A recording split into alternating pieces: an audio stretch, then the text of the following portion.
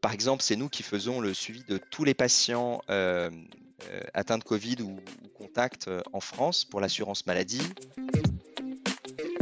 Et souvent, il y a un raccourci qui est fait entre dépenser beaucoup d'argent et grossir vite. Et ce que j'ai coutume de dire, c'est si vous avez un champ de cerisier et si vous mettez une armée de cueilleurs en avril, eh ben, vous ne sortirez rien. Moi, je voulais être agriculteur. Mes parents m'ont dit fais d'abord des études et puis après tu décideras. Bienvenue dans ce nouvel épisode de Health Tech in Progress, le podcast qui fait tomber les barrières pour entreprendre dans la Health Tech. Je suis Mériadec Guignard, pharmacien entrepreneur, et je te propose de venir avec moi rencontrer les aventuriers qui font la santé de demain. À travers les échanges que j'aurai avec eux, tu découvriras des parcours, des histoires et des personnalités qui t'inspireront pour entreprendre dans la Health Tech. Chaussez les crampons, prenez les piolets et partons à la découverte de ceux qui feront la santé de demain.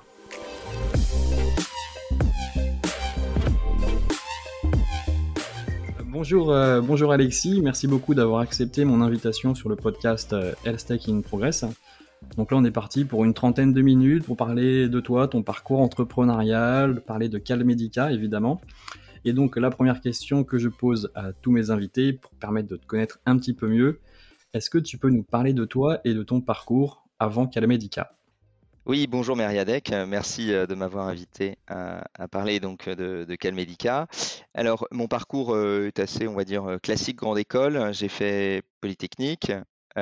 Moi, ce qui m'intéressait, c'est de travailler dans la santé et je voulais allier santé et technologie. Donc, pendant mes études, j'ai créé un logiciel pour un laboratoire qui m'a permis de financer une partie de mes études. Et j'ai travaillé en laboratoire de recherche, puis en usine de fabrication de médicaments. Et en fait, moi, ce que je cherchais, c'est de l'innovation rapide. Fabriquer des médicaments, concevoir des médicaments, ce sont des cycles qui sont plutôt d'une dizaine d'années, donc plutôt longs. Donc, j'ai commencé par aller dans le conseil parce que j'avais apprécié mon expérience en usine. Et ensuite, j'ai fait un MBA à l'INSEAD. Et là encore, quand je suis rentré à l'INSEAD, mon objectif, c'était de sortir et de travailler dans la santé et la technologie. Quand je suis sorti en 2004, il n'y avait rien, on va dire, qui me passionnait. C'est-à-dire que c'était encore des grands groupes. Il n'y avait pas, on va dire, tout ce qui est innovation, start-up n'avait pas encore touché le milieu de la santé. Donc, je suis allé d'abord dans les systèmes de paiement, donc très sécurisés, puis dans le système de transport aérien, parce qu'il y avait une révolution en cours avec la dématérialisation des billets et des cartes d'accès à bord. Et à partir de là, au bout de quelques années, j'ai pu toucher de près en fait toute la révolution du web, parce que j'avais l'innovation en charge. Et je suis parti dans une start-up qui avait un produit logiciel qui m'intéressait beaucoup. J'y suis resté une petite année et après ça, j'ai décidé de fonder Calmedica. Alors, j'ai pas fondé Calmedica tout de suite. J'ai fondé Calmedica quand j'ai rencontré mon associé Corinne Ségalen, qui est médecin. J'ai vu, comme tu viens de le dire, que tu avais quand même un rapport à l'entrepreneuriat assez rapide dans tout ton cursus. Quel est ton rapport à l'entrepreneuriat ? Qu'est-ce qui t'attire dans finalement l'entreprise personnelle ? Alors, je suis issu d'un milieu agricole dans lequel finalement chacun est responsable de ses actions et de ce qu'il va faire et de prendre ses décisions. Dans lequel finalement on assume la part de risque. Et je pense que ça, c'est ce qui a déclenché en fait mon envie et qui m'a rassuré. J'ai dit au début que, enfin je ne l'ai pas dit, mais mon père était médecin. Alors vous allez me dire comment est-ce que je peux être dans un milieu agricole et avec un père médecin? C'est en fait ma famille avait une ferme en Bretagne et j'ai passé toutes mes vacances là-bas. Et en fait, j'ai passé plus de temps là-bas qu'à Paris. Et j'ai travaillé à la ferme. Donc des deux côtés, j'avais la vision de personnes qui étaient, on va dire, auto-entrepreneurs finalement. Et je pense que c'est ça qui a, on va dire, percolé petit à petit en moi. Et je l'avais pas bien compris quand j'étais à l'X parce que finalement, au début des années 90 et même milieu des années 90, quand on était à l'X, monter une entreprise, c'était pas forcément la voie royale, celle qui était conseillée. Mais je me suis en fait rendu compte au fur et à mesure que c'est vraiment ce qui m'attirait. C'est-à-dire avoir la capacité à faire ses choix et prendre ses risques. Et je l'ai notamment vécu dans les 2 sociétés dans lesquelles j'ai travaillé, dans les systèmes de paiement et dans le transport aérien, où à chaque cas, j'avais lancé des produits très innovants et certains produits qui étaient encore plus innovants n'ont pas été lancés, principalement par frilosité, parce qu'on avait peur de le faire et voilà et moi je voulais prendre ce genre de risque. Est-ce que tu penses que le fait de baigner comme ça dans un milieu, familial un petit peu entrepreneur, ça joue sur le développement? Est-ce qu'on finalement il y a une part de «génétique», entre guillemets dans l'entrepreneuriat, dans l'amour de l'entrepreneuriat? Alors, on m'a jamais demandé moi je voulais être agriculteur, mes parents m'ont dit: «Ben, fais d'abord des études et puis après tu décideras». Je pense qu'il y a pas de, il y a pas eu de il y a pas de déterminisme et dans mon cas, personne ne m'a poussé à être entrepreneur. Heu, je pense que c'est juste le niveau, on va dire, d'aversion au risque qui était faible dans mon cas ou plutôt, le plaisir du risque. C'est-à-dire, je ne voyais pas la prise de risque ou la prise de décision incertaine comme rédhibitoire, comme, pas possible. Par exemple, si je prends un exemple, quand on est agriculteur, on doit décider, quand on fait les moissons et on sait que si on attend, on a un risque qu'il pleuve et que la moisson pourrisse. Bon, eh bien, il faut savoir gérer ce risque et ce risque n'est pas forcément, pénible si on comprend, en fait, les enjeux. D'accord, bah, ça c'est très intéressant ce que tu dis là par rapport à ça et peut-être une petite dernière question avant de passer sur Calmedica. Est-ce que tu penses qu'aujourd'hui, notre génération actuelle, elle a moins peur du risque? Elle a plus peur du risque? Est-ce que tu vois peut-être une différence avec tes études, dans les années 90? Alors, je pense que là, il y a 2 grandes différences. La première, c'est que on voit beaucoup plus les effets de la prise de risque, les effets bénéfiques. C'est-à-dire, on voit des gens qui réussissent, qui sont, célèbres, qui s'épanouissent dans leur travail, qui gagnent de l'argent et ça permet de contrebalancer l'aspect risqué. Parce qu'autrefois, finalement, pour lancer une entreprise, ben, il n'y avait pas le web, donc c'était moins médiatisé et donc on n'imaginait pas que quelqu'un de 20-25, 30 puisse lancer une entreprise et réussir. Et le deuxième point, c'est justement l'arrivée du web et de tout ce qui est logiciel a permis d'abaisser drastiquement le niveau d'investissement, donc aussi le niveau de risque. C'est-à-dire qu'avec quelques milliers d'euros et des compétences, par exemple, en développement logiciel, on est capable de proposer un produit et de monter une société, qui pourra, on va dire, qui en quelques années peut avoir, des dizaines ou des centaines, de millions d'euros de chiffre d'affaires. Oui, en effet, c'est vrai qu'il y a une sacrée différence, par rapport à tout ça. Donc maintenant, on va parler de Calmedica, mais avant que tu nous présentes un petit peu, bah, ce que vous faites avec Calmedica, est-ce que tu peux nous dire si ça a été un déclic ou si c'était un cheminement de pensée linéaire pour lancer finalement, Calmedica? Alors, ça a plutôt été un cheminement, comme tu le dis. Quand j'étais dans le transport aérien, je me suis rendu compte que quand on me présentait des options à choisir sur des développements logiciels, j'étais pas capable d'avoir des décisions, on va dire, informées. Donc j'ai décidé de réapprendre à coder, donc à développer. Donc je suis parti de zéro et il me fallait une idée à faire, un projet concret. Donc j'ai décidé de créer un carnet de vaccination en ligne partagé. Heu, dont Calmedica a le brevet pour la France d'ailleurs. Donc nous avons le brevet du carnet de vaccination en ligne partagé. Hem et au fur et à mesure, donc au début, je me suis dit: «Bah tiens, c'est un projet de développement personnel». Petit à petit, je me dis: «Bah, ça doit intéresser d'autres personnes que moi-même» et finalement, j'en suis venu à me dire: «Tiens, on pourrait le commercialiser» et c'est ça qui a été à l'origine de Calmedica, quand j'ai rencontré Corinne. D'accord, donc bah, là, c'est la transition, elle est toute faite. Est-ce que tu peux nous présenter ce que fait Calmedica aujourd'hui et ton équipe, donc Corinne et puis peut-être les autres collaborateurs, avec qui vous avez lancé au tout début l'aventure Calmedica? Alors, on a fondé Calmedica mi-2013 et au début, on a essayé de commercialiser ce carnet de vaccination avec Corinne. Tout le monde, on va dire, était intéressé, tout le monde trouvait que c'était une bonne idée, mais personne n'était prêt à payer. Donc on a essayé de le commercialiser pendant à peu près, un peu plus de 6 mois, presque 1 an et puis on s'est dit: «Bon, là, il faut changer de stratégie, et ça a pas l'air d'être la bonne voie». Et dans ce carnet de vaccination, on avait on va dire une technologie, une fonctionnalité qui permettait de tout faire en SMS. Donc, créer le carnet, ajouter des vaccinations, demander leur traduction, et cetera. Et on avait fait ça parce qu'on se disait que ça pourrait notamment intéresser les pays en voie de développement et les personnes qui voyagent dans les pays, en voie de développement.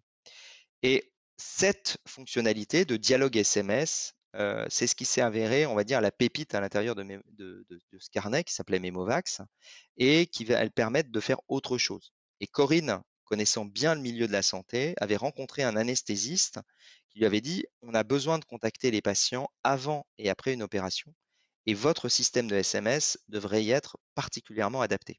D'accord, donc c'est ça qui a lancé et donc du coup Calmedica aujourd'hui, ça permet d'envoyer des questionnaires aux patients avant l'hospitalisation, après aussi? Quel est le scope que vous brossez avec, du coup MemoQuest que tu viens d'évoquer?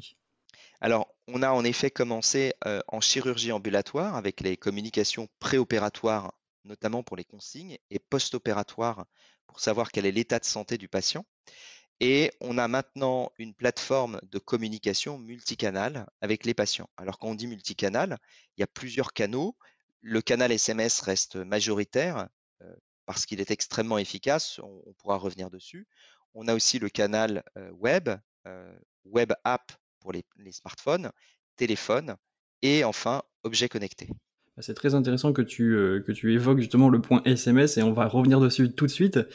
Pourquoi avoir voulu baser, votre technologie sur le SMS? Parce que c'est un petit peu complètement à côté de ce qui se fait aujourd'hui. Aujourd'hui, tout le monde veut faire des applications, des web apps, de l'intelligence artificielle, mais dans tous les sens, je sais pas trop comment l'expliquer, mais se baser sur le SMS qui est quand même assez ancien, pourquoi avoir choisi le SMS et quels sont les enjeux de l'utilisation de cette technologie?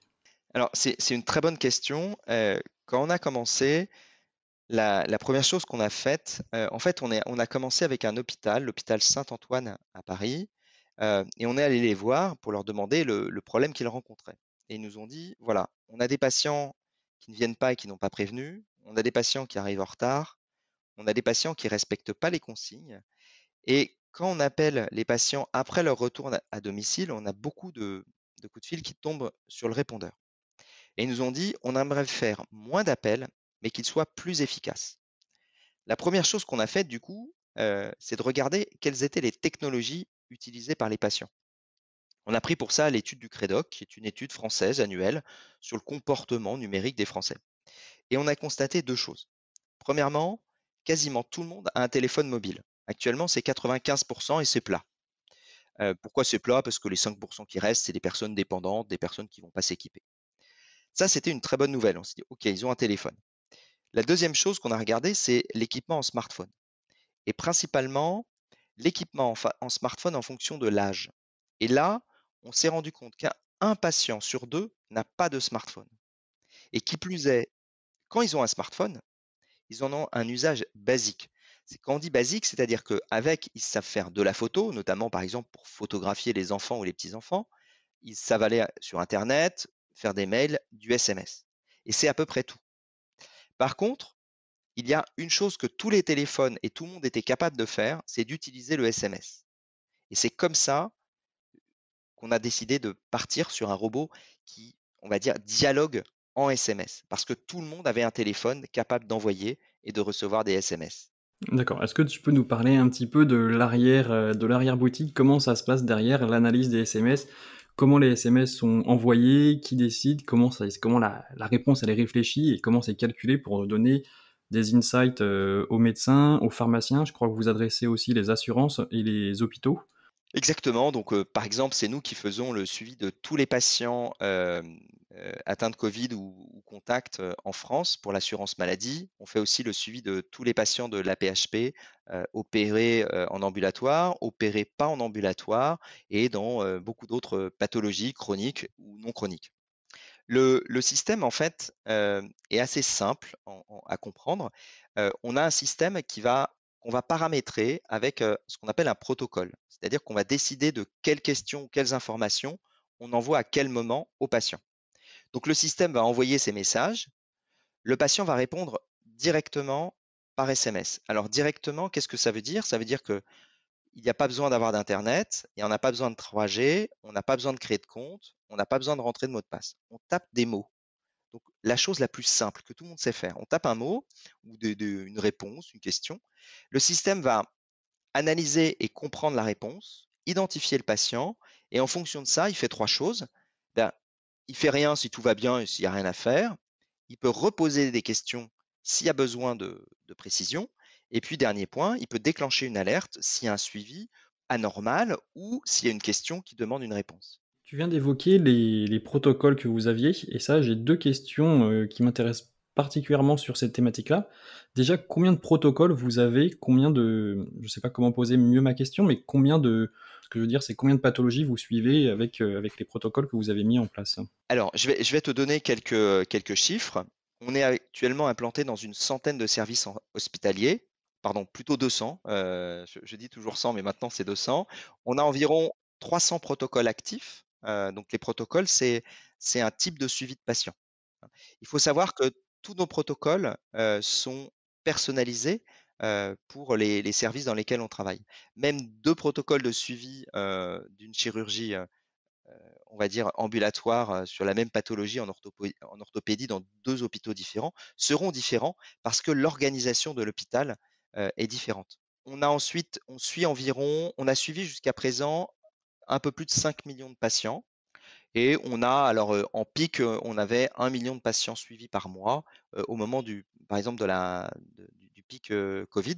Mais en règle générale, on va plutôt être à 100 000 nouveaux patients par mois. J'avais une grosse question derrière celle-ci. Donc là, tu viens de dire que vous aviez 200 protocoles actifs.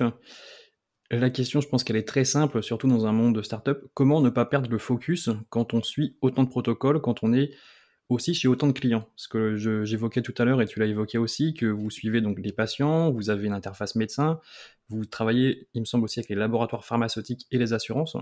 Comment vous faites pour ne pas perdre le focus sur toutes ces verticales-là finalement? Alors ça, ta question est très intéressante, parce que c'est pas par hasard qu'on arrive à faire ça. Je vais te donner quelques chiffres. On est capable de démarrer un nouveau client, un nouveau service en 2 semaines et toutes les modifications qu'on nous demande, on les réalise en à peu près 24 heures. Alors ça, pour faire ça, qu'est-ce que ça veut dire? Ça veut dire que tout doit être paramétrable, c'est-à-dire qu'on ne doit pas avoir à toucher une seule ligne de code quand on met en place la solution ou quand on la personnalise. Et ça, c'est possible parce qu'on a internalisé notre équipe de développement. Elle est en France. Tout le monde est basé à Paris.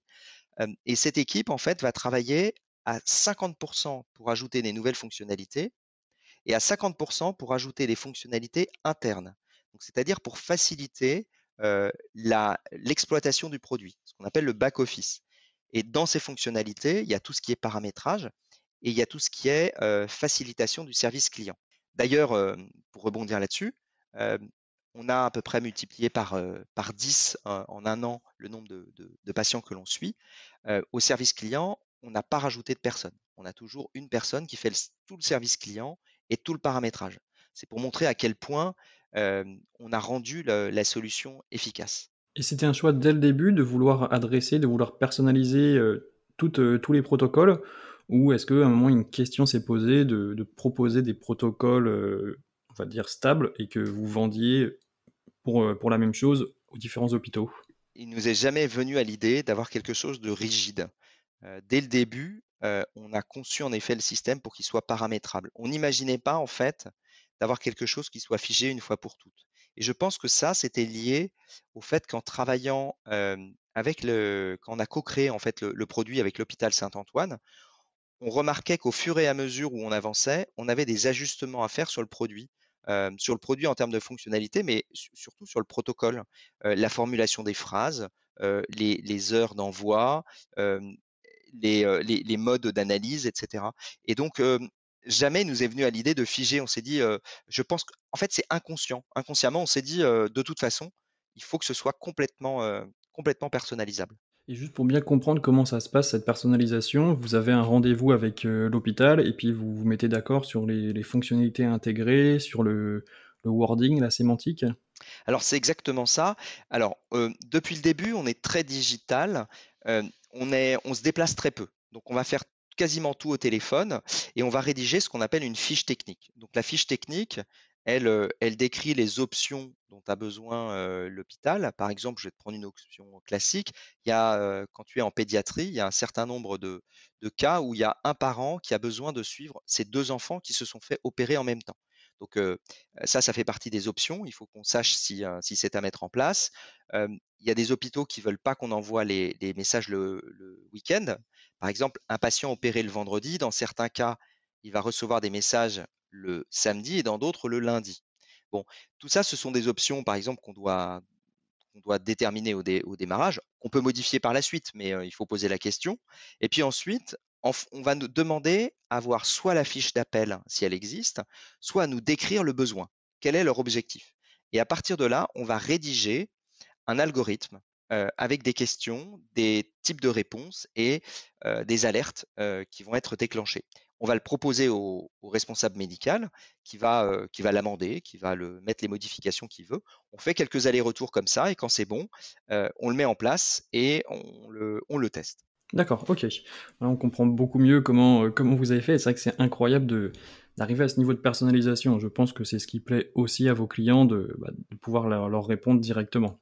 Exactement. En fait, l'idée, en fait, ce qui plaît beaucoup, c'est que ils sont pas contraints par de la technologie ou on va dire, par une rigidité quelconque. C'est-à-dire qu'ils disent ce qu'ils veulent et on leur fait, on va dire, quelque chose de complètement sur mesure. Et j'avais une autre question, là, sur les challenges de Calmedica. Je sais qu'on s'est appelé juste avant et donc tu m'as parlé du fait que vous ayez décidé de bootstrapper dès le début. Quels sont les avantages de cette approche et quels sont les inconvénients? Et pourquoi surtout avoir choisi de bootstrapper? Alors, il y a beaucoup d'avantages, mais il y a surtout un prérequis. Pour être capable on va dire de démarrer la société sans lever de fonds, il faut qu'il y ait un jeu de compétences internes, on va dire, suffisant. Dans notre cas, Corinne avait le réseau, pour vendre et moi, j'avais la maîtrise de la technologie. Alors, Corinne n'est pas la meilleure vendeuse et moi, je ne suis pas le meilleur développeur, mais on a été suffisamment compétents pour pouvoir démarrer la société, jusqu'à ce qu'on recrute, des personnes plus compétentes que nous. Qu'est-ce qu'on a fait? En fait, on a créé une version, ce qu'on appelle un MVP, Minimum Viable Product, et on a commencé à le tester en réel avec, notre premier client. Alors quand on dit un MVP, beaucoup de personnes se disent, oui, ils imaginent un produit et ils enlèvent quelques, fonctionnalités, on va dire extra en se disant: «Bon, bah, ça c'est le minimum» et cetera. Et en fait, le MVP, il faut pas voir ça, dans ce sens-là. Le MVP, j'ai coutume de dire, c'est quelque chose qu'on peut faire en un jour. Pourquoi en un jour? Parce que c'est radical, parce que ça demande de faire des choix et des raccourcis essentiels pour aller vraiment au cœur du problème. C'est d'adresser le problème et pas tout ce qui va autour. Hem, c'est un peu comme si on disait, si on avait fait un MVP d'une voiture, ben, qu'est-ce qu'on ferait? On mettrait rien du tout, on mettrait un moteur, un siège, pas de levier de vitesse et on essaierait d'avancer. Voilà, c'est ça le MVP et après, on mettrait des roues qui tournent parce qu'au début, on dit: «Bah, déjà avançons en ligne droite» et cetera. On va dire que c'est une série de prototypes. Hem, donc les avantages de bootstrapper, après, ils sont nombreux. Hem, puisqu'on n'a pas levé de fonds, on n'a pas d'argent. Quand on a de l'argent, on réfléchit à comment bien dépenser son argent ou l'investir et cetera. Ça paraît très bien, mais il est incomparablement mieux de se dire comment gagner de l'argent. Donc quand on n'a pas d'argent, la première chose, c'est qu'on est focalisé sur le client, ses besoins et comment lui faire quelque chose qui va être vendable. Ensuite, le deuxième point, c'est que on n'est pas contraint par des décisions, financières. Décisions financières qui peuvent être de 2 types, orienter les choix stratégiques de la société. Par exemple, quand on a commencé nous avec du SMS, dans l'industrie, les personnes autour de nous disaient: «Bof, c'est low tech, ça a pas bien marché, on est à l'ère du smartphone et tout doit passer par une application». Évidemment, si on avait eu des investisseurs, on aurait été très poussés là-dessus parce que, on nous aurait dit: «On a investi, il faut que vous fassiez, quelque chose qui soit dans l'air du temps». Il se trouve que les concurrents qu'on avait à l'époque, ils ont fait faillite, hein, ils ont disparu. Et donc ça, c'est le deuxième point, la capacité à faire les bons choix stratégiques.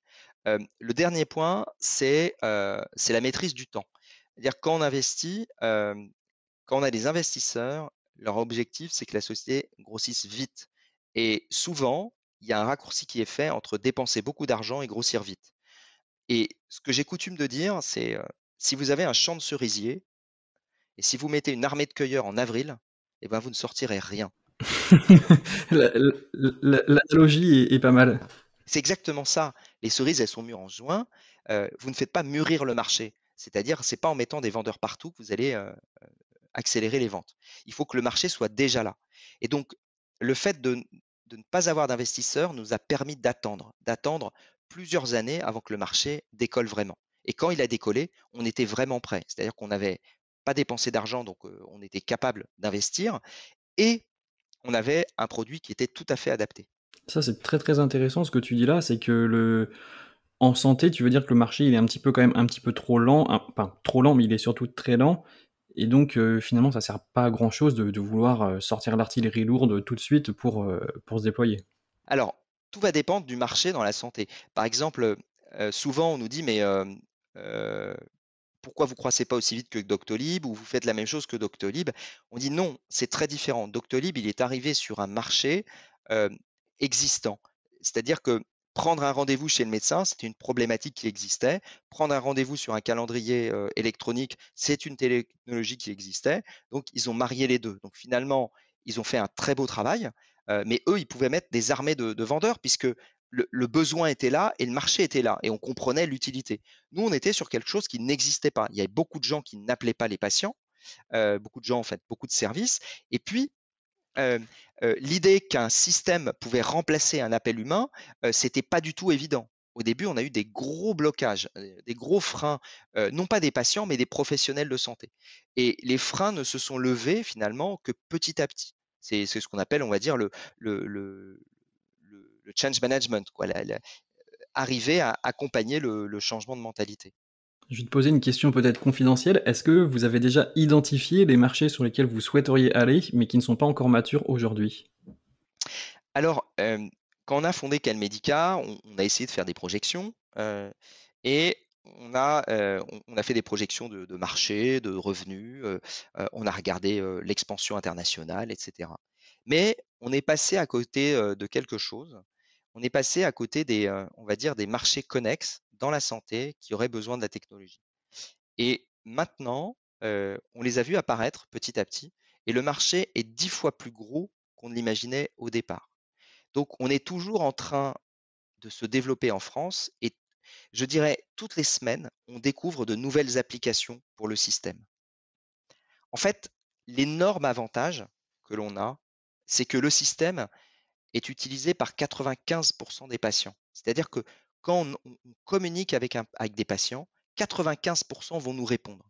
Et ça, c'est un changement complet de paradigme. On peut imaginer plein de choses parce que une technologie utilisée par 95 des gens, ça laisse libre cours à toutes sortes de possibilités, beaucoup plus qu'une technologie géniale qui est utilisée par 10 des gens. Oui, complètement. OK, donc là, on voit bien que vous avez quand même un panorama d'action qui est extrêmement large et donc c'est pour ça que l'international, c'est pas encore, pour tout de suite, pour l'instant, vous avez encore beaucoup de choses à régler en France, hein. Ah oui, complètement. On ne on comment dire? On n'est pas, on n'exclut pas l'international, mais clairement, se projeter à l'international, ça demande, de l'argent, parce qu'il faut avoir une présence, locale et ça demande aussi à effectuer tout le change management qu'on a fait en France dans d'autres pays. Parce que les autres pays restent toujours au stade de l'application. Donc avec des taux d'utilisation très faibles, et pas de perception que le SMS peut fonctionner. Bah, ça, c'est une question, qui m'intéresse, personnellement. Est-ce que vous avez des concurrents au niveau international? Et est-ce que vous pourriez avoir peut-être la peur, c'est un grand mot, la peur que ces concurrents lèvent de l'argent et viennent phagocyter le marché français? Alors, comme je l'ai dit, en introduction, on a une plateforme multicanal, donc on a le SMS est toujours le canal, on va dire le canal de base parce que c'est celui qui est très efficace et le SMS pilote tout, chez nous. C'est-à-dire que si on a par exemple un objet connecté, on va envoyer un SMS avec un lien, le patient n'a plus qu'à cliquer dessus pour se connecter, pour activer un compte, et cetera. Par exemple, si on a besoin de prendre une photo d'une cicatrice ou d'un document, on va envoyer un SMS avec un lien et en cliquant sur le lien, le patient ouvre directement l'appareil photo de son téléphone. Donc, on arrive finalement à simplifier toute l'expérience utilisateur grâce à ça. Les concurrents, il y en a toujours. Un marché sans concurrent, c'est un marché qui n'existe pas. Par contre, la technologie qu'on a mise en œuvre est très complexe. C'est-à-dire que, comme j'ai dit que le SMS était notre canal principal, c'est aussi le canal le plus compliqué. Je vais te prendre deux exemples. Si tu ne reçois pas, par exemple, on t'envoie un lien, tu cliques sur le lien ne marche pas, tu recliques, tu recharges la page parce que tu vois rien afficher. Ça, c'est très clair. Mais si, par exemple, on t'envoie un SMS et tu ne le reçois pas, qu'est-ce que tu fais? Bah, là, on sait pas qu'on l'a reçu, donc oui, c'est impossible finalement on fait rien, quoi. Voilà. Donc c'est à nous de gérer toute la délivrabilité d'une part, et d'autre part, quand tu réponds sur un formulaire internet, tu vas cocher des cases, c'est préformaté, c'est structuré. Quand tu réponds à un message texte, il n'y a pas de structure. On ne peut pas t'imposer une structure. Donc nous, on reçoit de la donnée non structurée et là, on fait passer des algorithmes qu'on a développés, qui sont propriétaires, pour restructurer la donnée. Donc on va transformer des conversations en données structurées qui permettent de déclencher des alertes, qui permettent de construire des tableaux de bord avec des statistiques précises, etc. On imagine tout le travail de la R&D derrière, Exactement. Et c'est ça qui nous protège des concurrents. C'est-à-dire qu'on fait beaucoup de R&D, on va très vite, et donc on a des concurrents, mais des concurrents qui nous suivent pas. D'accord. OK, bah, réponse très claire par rapport à ça et on aura bien compris et on va dire aussi félicitations à l'équipe R&D qu'il y a derrière parce que là, je commence à imaginer tout le travail qu'il doit y avoir pour analyser les SMS, ça doit être vraiment un sport, un sport de très haut niveau. J'ai une autre question, c'est ce que j'appelle la question des auditeurs. Donc c'est une question qui revient souvent, qu'on me pose souvent et vu que tu es là avec moi aujourd'hui, je vais te la poser. Aujourd'hui, la question, c'est comment vendre aux hôpitaux? Avec plusieurs sous-questions. Première sous-question, comment rentrer en contact avec les hôpitaux? Et est-ce qu'il y a un cycle à respecter avant de vendre à un hôpital? Alors, on est dans un marché B2B, nous, c'est-à-dire qu'on vend à des entreprises et l'entreprise à laquelle on vend, c'est un hôpital ou une clinique. Plus particulièrement, on va s'adresser à certaines personnes à l'hôpital, donc les utilisateurs. Comment, finalement entrer en contact avec un hôpital? C'est assez simple, on va utiliser le téléphone. On ne peut pas se permettre de se déplacer parce que, notamment au début, on était trop petit, on ne pouvait pas courir toute la France, donc on a utilisé le téléphone. Alors, c'est vrai on a recherché on va dire un CRM et on a un CRM extrêmement, performant et il est pas performant, enfin il est performant en lui-même, mais c'est surtout nous qui l'avons rendu, adapté à nos besoins en renseignant des milliers de contacts dans les hôpitaux. C'est-à-dire que à chaque fois, on essaie de trouver la bonne personne. Finalement, je pense que c'est à peu près la même chose dans toutes les activités de vente, B2B. Il faut trouver les contacts et trouver les contacts, il n'existe pas de base de données pertinente. Et qui décide de la pertinence d'une solution? Qui va finalement apposer le tampon pour dire OK, on fait un test avec cette solution, elle me semble intéressante? Alors, ça évolue au cours du temps en fonction de la maturité, de l'organisation. Quand une solution est on va dire, au démarrage, très, pour les innovateurs, ça va être l'utilisateur final, donc principalement, la partie médicale. Quand je dis médical, c'est médical au sens large. Ça va être le médecin référent et la cadre, par exemple, la cadre du service. Donc ils vont dire: «Bah oui, cette technologie, on souhaite l'essayer». Hem Et ensuite le paiement, vu les bénéfices qu'on apporte, le paiement n'est pas vraiment un problème. Petit à petit, comme les solutions, sont de plus en plus, on va dire, notre solution est de plus en plus connue, elle est de plus en plus, on va dire, standard dans le sens où, les gens savent exactement, les bénéfices qu'ils peuvent en retirer. On s'approche on va dire de l'informatique ou des achats, hem, pour la partie, contractuelle. Mais on commence toujours par la partie médicale. Une autre question qui pourrait intéresser, sûrement nos auditeurs là-dessus, quels documents vous devez fournir aux hôpitaux pour prouver que la solution, elle fonctionne? Est-ce que tu dois arriver avec des éléments, je sais pas, tangibles, des études cliniques, des éléments techniques?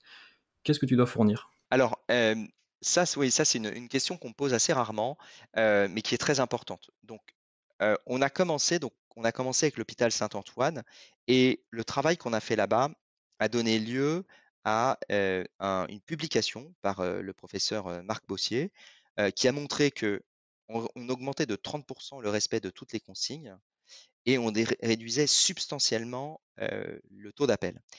Et cerise sur le gâteau, quand on demandait aux patients quels moyens de communication ils avaient préférés, et bien, il y avait une réponse massive en faveur de notre système, MemoQuest de SMS. Donc ça c'était notre première publication. On a 5 publications qui ont été réalisées avec notre système. Donc ça, c'est le premier argument, premier on va dire, premier document qu'on peut fournir à nos prospects pour leur montrer que le système, a des références valables.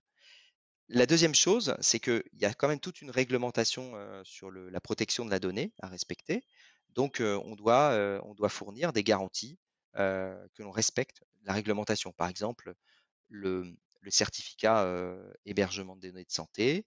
On a un plan d'assurance sécurité. On nous demande de faire ce qu'on appelle des tests d'intrusion sur les serveurs, et cetera, et cetera. Donc il y a une réglementation et très régulièrement, on nous demande de prouver qu'on la respecte. OK, bah, merci pour cette réponse, très claire et pour savoir combien de temps ça prend le processus, entier de premier contact hôpital jusqu'à la signature finale, à peu près? Ça a beaucoup évolué. Quand on a commencé, on est en le temps de cycle de vente, c'était entre 12 et 18 mois.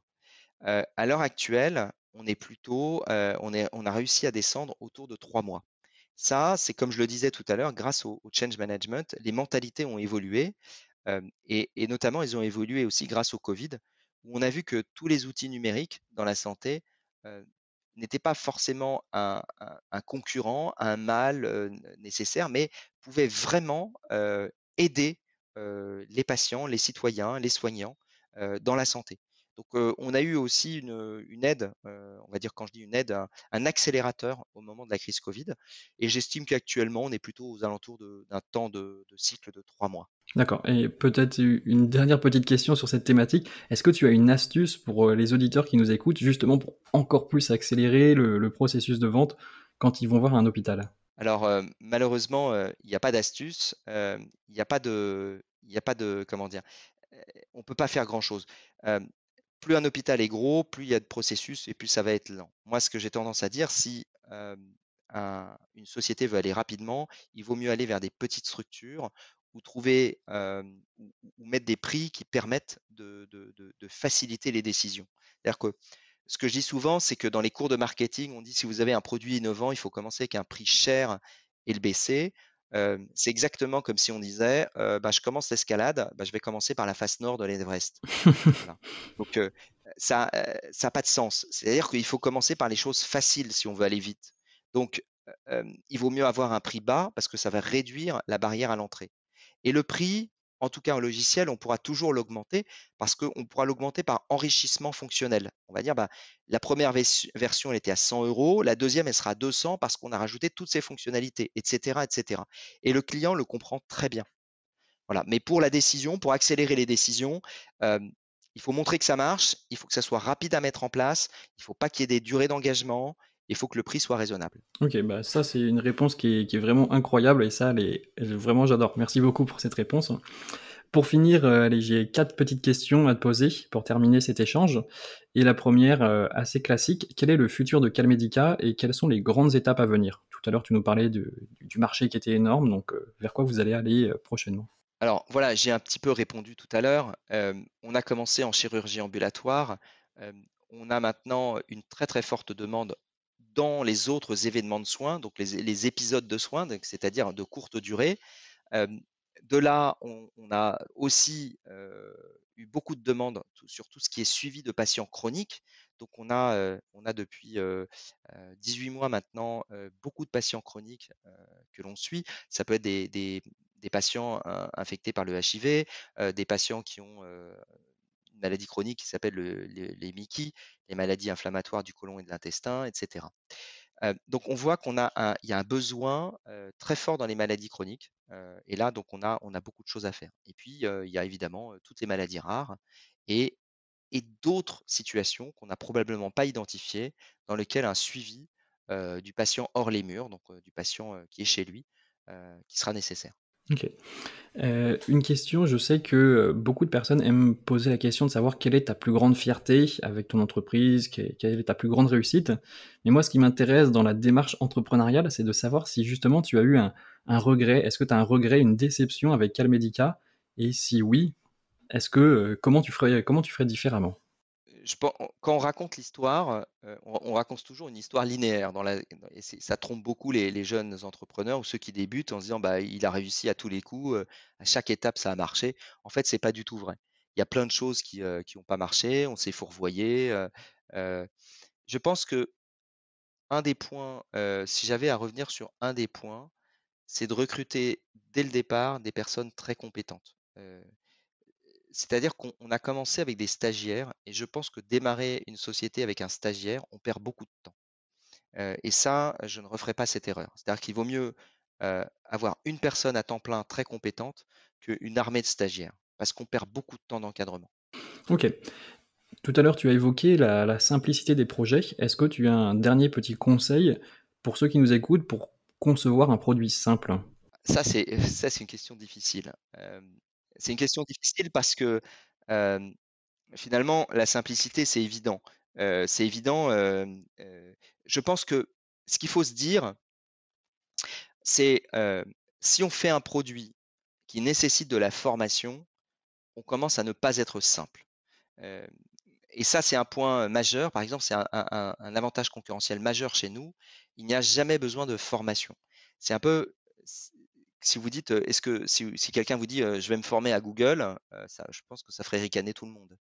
Google, on a une barre, enfin une zone de recherche, on tape un mot et on clique sur entrée. Et ça, c'est la simplicité, je dirais presque extrême et ça, c'est important et on a essayé de reproduire, cette simplicité et on en est assez fiers parce qu'on n'a jamais besoin de faire de formation. C'est-à-dire que la prise en main, on appelle ça une prise en main. La prise en main du logiciel, elle prend à peu près 30 minutes et elle est faite au téléphone. C'est-à-dire qu'une fois que la personne est connectée, elle a une page et c'est la seule page qu'il y aura et il y a tout dessus et chaque chose est très simple. Il y a pas de fioritures, tout est expliqué, tout est évident, en fait. Et je pense que c'est ça la simplicité, en fait, ça se travaille. C'est-à-dire que nous, heu, on va dire tous les ans, tous les mois, on améliore la simplicité. Ça veut dire qu'on enlève des choses, on réduit des choses, on enlève des fonctionnalités, on les masque, hem, voilà. C'est pas un peu crève-cœur de devoir enlever une fonctionnalité? Alors, quand on dit qu'on enlève une fonctionnalité, c'est qu'on va, déplacer la fonctionnalité en dehors du champ visuel parce qu'elle n'est pas utilisée suffisamment fréquemment. Je vais te prendre un exemple. Hem, les hôpitaux ont besoin de déclarer des jours fériés pour pas qu'on envoie les messages. Par exemple, imaginons qu'on fait le pont entre un jeudi et un samedi et un lundi parce que le jeudi est férié et puis les gens, la clinique ou l'hôpital n'ouvre pas le vendredi. Il faut pouvoir le déclarer. C'est pas une fonctionnalité qu'on utilise tous les jours. Ça sert à rien de le mettre sur l'écran principal. Donc, il faut que ça soit un endroit simple d'accès, mais où on va former une personne qui aura la charge de le faire. Et si la personne ne le trouve pas, ben, c'est pas grave, elle va appeler le service support.